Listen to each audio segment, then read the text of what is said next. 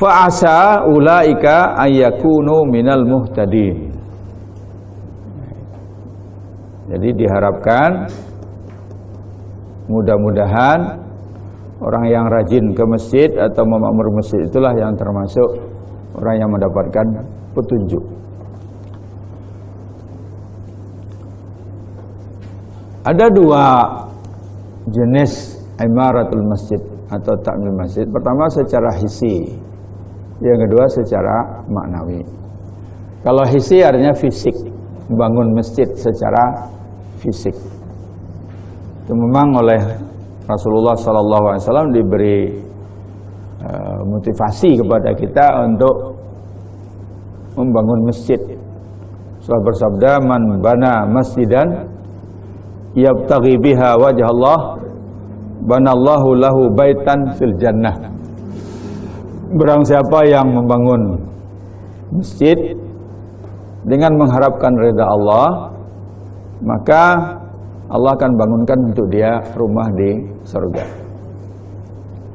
Nah, di sini disampaikan oleh Utsman bin Affan, Khalifah Utsman bin Affan, tatkala beliau memperluas Masjid Nabawi. Dan dirasa sudah sempit. Tapi kemudian ada yang memprotes apa yang dilakukan oleh Khalifah Utsman, karena dianggap menghilangkan masjid asli yang dibuat oleh Nabi. Nah, ini aliran-aliran asli ini. Orang yang selalu berorientasi menjaga sejarah, ya, bukti sejarah, keaslian sejarah. Nah, kalau diperluas berarti hilang keaslian Masjid Nabawi. Jadi yang berpikir begitu bukan cuma sekarang, sejak dulu. Sampai sekarang saja masih ada orang yang meratapi kenapa Mekah tidak seperti dulu lagi. Ya. Nah, kalau Mekah masih seperti dulu nggak bisa nampung orang. Maunya dia dijaga keaslian Mekah seperti dulu. Nah, padahal dulu yang pergi haji cuma sedikit, ya. Dari Indonesia berapa yang cuma pergi haji dulu? 100 tahun yang lalu naik kapal. Sehingga kalau orang pergi haji dulu itu dilepasnya memang besar-besaran. Karena naik di jalan saja sudah berapa bulan, ya. Mungkin pergi haji 7 bulan pulang pergi. Sedikit. Nah, kalau dijaga keaslian seluruhnya dengan alasan sejarah, nggak tertampung kebutuhan zaman. Nah, dibangun dianggap menghilangkan sejarah. Jadi rupanya zaman Utsman bin Affan sudah ada yang begitu, memprotes Utsman, kenapa engkau perluas? Ini menghilangkan keaslian masjid Nabi. Utsman mengatakan, apa kalian tidak dengar Rasulullah SAW sendiri bersabda, "Man bana masjidan yabtaghi wajhallah, banallahu lahu baitan fil jannah." Barang siapa yang membangun masjid ikhlas mencari ridha Allah, Allah akan bangunkan untuk dia rumah di surga. Jadi dari pemahaman Utsman itu kita tahu bahwa memperluas masjid itu juga sama nilainya dengan membangun masjid. Coba kalau berpegang teguh dengan pendapat tidak boleh memperluas masjid, ya Masjid Nabawi akan kecil saja. Masjid Nabawi. Jadi Masjid Nabawi itu ya mungkin cuma raudhah sekarang itu aja. Cuma segitu saja. Itu semuanya sudah perluasan itu, perluasan terus sampai sekarang. Ini sekarang diperluas lagi. Ya. Waktu pertama kali saya ke Masjid Nabawi tahun 79, itu Masjid Nabawi yang hanya ya ada kubah hijaunya itu, kemudian satu ruangan terbuka. Sekarang ruang terbukanya sudah 2, ke kanannya sudah masjid, ke kirinya sudah masjid, ke belakangnya juga panjang sekali. Tahun 79 itu waktu saya datang di pintu bagian belakang, iqamah mulai, saya jalan pelan-pelan sampai di depan itu sudah selesai sholat. Apalagi sekarang, kalau iqamah kita masih di belakang, kalau masih mau cari tempat di depan ya bukan cuma selesai sholat, salat jenazah pun sudah selesai itu. Panjang sekali, ya. Jadi memang perluasan itu diperlukan untuk memenuhi kebutuhan, ya. Tapi kita nggak tahu sampai sejauh mana nanti mau masih diperluas lagi. Ini zaman raja, perluasan besar-besaran pertama itu zaman Raja Fahad. Setelah itu zaman Raja Abdullah yang baru meninggal dunia. Nah, mungkin Raja Salman mau meneruskan karena belum selesai, ya. Tapi kalau umurnya panjang bisa juga dia buat proyek monumental lagi yang lain. Karena setiap raja itu ingin berlomba-lomba di zaman dia adalah proyek monumental untuk Masjid Haram dan Masjid Nabawi gitu. Jadi kalau orang yang baru pertama kali ke Mekah ya dia tidak tahu ada perubahan, dikira dari dulu sudah begitu. Tapi bagi yang sudah sering dan lama dulu dia akan melihat wah selalu berubah, ya. Jadi nomor satu imaratul masjid itu yang membangunnya, membangun masjid. Dan alhamdulillah di negara kita ini hampir tidak ada problem lah dalam pembangunan masjid, asal kita mau. Cuman kadang-kadang saya heran juga, mental kita itu suka minta keluar. Dikit-dikit bisa nggak minta dana dari Arab, dari Qatar, dari Emirat, dari Saudi Arabia gitu. Padahal kita mampu. Jadi saya masih ingat di kampung saya di Jambu Air Bukit Tinggi itu masjid yang di sana sudah tua, ya, semi permanen. Jadi cuma sampai di sini saja yang temboknya, atasnya sudah semi permanen. Tapi jamaah masjid itu, ustadz dan jamaah masjid itu, salah seorang ustadz dan jamaah masjid di sana adalah Ketua Majelis Ulama Indonesia Sumatera Barat, teman dekat Bapak Muhammad Nasir. Dulu dia jadi dubes di Irak, aktivis Masyumi, dan merangkap juga jadi ketua Dewan Dakwah Islamiyah Sumatera Barat. Padahal Pak Nasir orang yang paling dipercaya oleh negara-negara Timur Tengah, Kuwait, Saudi, dan negara yang lain. Bantuan dari petrodolar itu untuk pembangunan masjid banyak melalui Pak Nasir. Jadi takmir masjid sudah senyum-senyum saja, rapat, kita bangun masjid baru yang besar, kita robohkan masjid yang lama ini. Bagaimana cara mendapatkan uangnya? Kita minta saja Buya Datuk Palimokayo, namanya Haji Mansur Daud Datuk Palimokayo. Kita minta saja Buya Datuk Palimokayo menghubungi Pak Nasir supaya carikan dana untuk pembangunan ini. Pasti Pak Nasir akan carikan. Jadi dengan segala optimisme datanglah nemui Buya Datuk di rumahnya, ramai-ramai takmir masjid. Setelah disampaikan maksudnya, bukannya disambut baik, malah dimarahi oleh Buya Datuk. Marah dia. Kalau udah marah dia pakai tuan-tuan, puan-puan dia. Tuan-tuan semua, apakah orang miskin?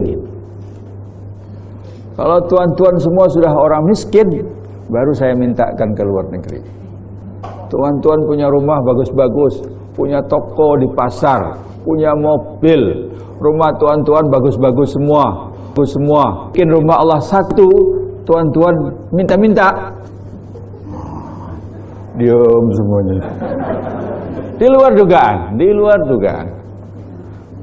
Akhirnya Buya Datuk mengatakan, adakan tabligh akbar, saya mau ceramah. Diadakan tabligh akbar. Sekarang dalam tabligh akbar yang dimarahi bukan takmir, seluruh yang hadir dimarahi. Apakah kalian semua, ibu-ibu, tuan-tuan, sudah miskin atau mau dimiskinkan oleh Allah? mau minta-minta ke luar negeri untuk bangun masjid. Mau bangun masjid enggak? Mau. Ayo kita bangun sendiri. Enggak boleh minta-minta. Akhirnya karena pengaruh wibawa ya, wibawa ulama, pada bapak-bapak yang keluarkan dompetnya. Keluarkan seluruh isi dompetnya. Wah, itu semua keluar. Untung saya belum punya dompet waktu itu. Masih anak sekolah, jadi nggak punya dompet. Uang jajannya pas-pasan kok. Ya, keluarkan dompet. Ibu-ibu, perhiasan emas yang dibawa buka semuanya. Yang bawa gelang, kebetulan bawa gelang ya, nggak terpaksa. Bawa anting-anting dicopot, cincin dicopot. Dimulailah pembangunan masjid itu, dan akhirnya masjid bisa dibangun dan bagus, masjidnya besar tanpa harus minta ke Kuwait atau kemana. Jadi harusnya yang kita mintakan ke luar negeri atau kemana itu untuk daerah-daerah yang memang minus, nggak mampu. Ini enggak, rumahnya bagus-bagus kelilingnya, mau bangun masjid rumah Allah, nggak mau iuran bersama, minta buat proposal, apa nggak malu? Saya setuju dengan Buya Datuk itu. Ya. Pernah saya tulis di Republika, judulnya kalau mampu kenapa harus minta? Kalau mampu kenapa harus minta? Kecuali kita sedang berdoa pada Allah, ya Allah miskinkan kami semua. Kan artinya begitu. Rumahnya besar-besar, punya mobil, punya toko, tapi untuk bikin rumah Allah satu harus minta jauh-jauh ke Arab gitu. Imaratul masjid. Dan setahu saya tidak ada masjid itu yang terlantar, nggak ada. So yang membangun itu, yang membantu bukan cuma orang di situ aja. Kalau orang lewat, apalagi kalau masjidnya di pinggir jalan, dilihat ada pembangunan masjid, ada saja tergerak hati orang untuk berinfak, berwakaf dan segala macam. Yang penting bagi kita adalah mulai. Ya. Nah yang kedua yang tidak kalah pentingnya adalah memakmurkan masjid dari segi maknawi, isinya. Jamin salat berjamaah 5 waktu, diatur imamnya, muadzinnya, kebersihan masjid, ya, pengajian-pengajiannya. Jadi makmur betul masjid itu. Banyak juga takmir masjid yang besar-besar, yang kaya-kaya, orientasinya fisik terus. Ya. Keramiknya masih bagus, ganti lebih bagus. Lampu-lampu diganti. Tiap sebentar ada pembaharuan. Bingung karena uangnya banyak terus. Tapi dia tidak memperhatikan jamaahnya, tidak memperhatikan kegiatan-kegiatannya. Harusnya diperhatikan. Ya. Apa yang diadakan di situ? Apakah cukup salat berjamaah saja? Kalau memang salat berjamaah, apakah sudah disiapkan imamnya? Tidak harus imam satu orang, bisa juga ditunjuk imamnya bergantian, si A hari ini, si B hari ini. Atau kalau memang nggak ada yang bisa, ya kita berburulah hunting imam yang bagus bacaannya, kita minta untuk jaga di situ dan kita bayar, berikan kesejahteraannya. Ya seperti masjid-masjid di Malaysia, di Timur Tengah umumnya sudah dibiayai oleh negara. Ya.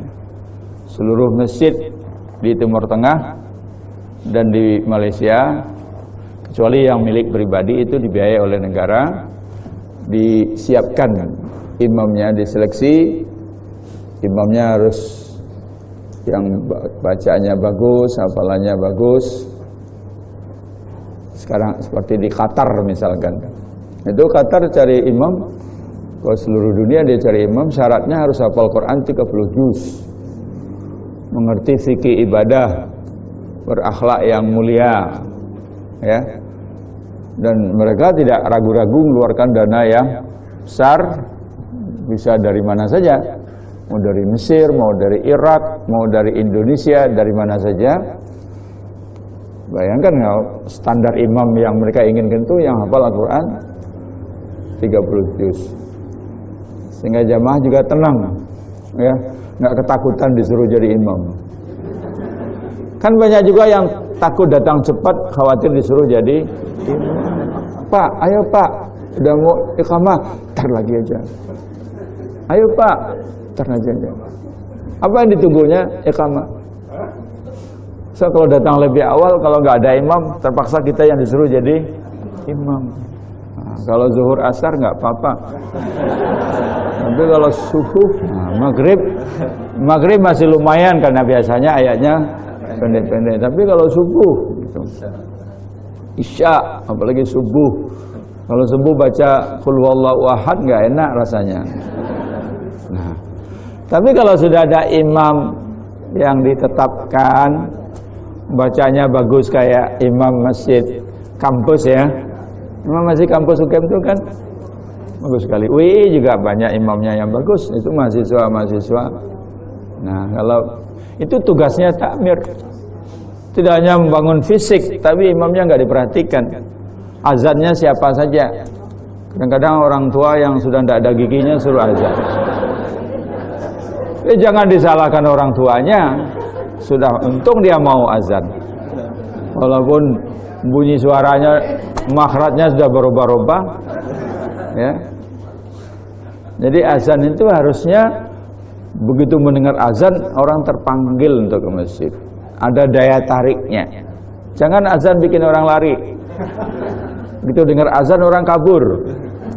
Ya. Itu tugasnya pengajian. Khutbah Jumat diatur, cari khatib yang bagus-bagus. Dididik anak-anak muda di sana untuk menjadi khatib. Ada pengajian-pengajian rutin. Bahkan sudah banyak masjid yang bergerak lebih jauh, ya, bikin klinik, bikin BMT dan segala macamnya itu. Bahkan kampus pun sebenarnya dulu kan bermula dari masjid. Itu tugas takmir, imaratul masjid. Tapi alhamdulillah bukan tidak ada, adalah beberapa masjid yang bisa dijadikan contoh, baik di Yogyakarta, di Jakarta, di Bandung, yang betul-betul makmur. Tapi ada juga masjid yang fisiknya bagus tapi tidak makmur. Dan juga sangat penting oleh Rasulullah itu dinyatakan untuk menjaga kebersihan masjid, dan Rasulullah menyuruh masjid itu diharumkan, diberi wewangian. Kalau di Arab Saudi dikasih kayu itu, kayu gaharu apa cendana yang dibakar, diasapin gitu. Jangan bau pesing, bau amis, ya. Karpetnya nggak pernah bukan cuma dicuci, nggak pernah disedot debunya, ya. Sudah bulu-bulu karpetnya sudah habis. Ya. Kemudian toiletnya juga baunya bukan main. Jadi kalau ada masjid seperti itu, siapa yang disalahkan?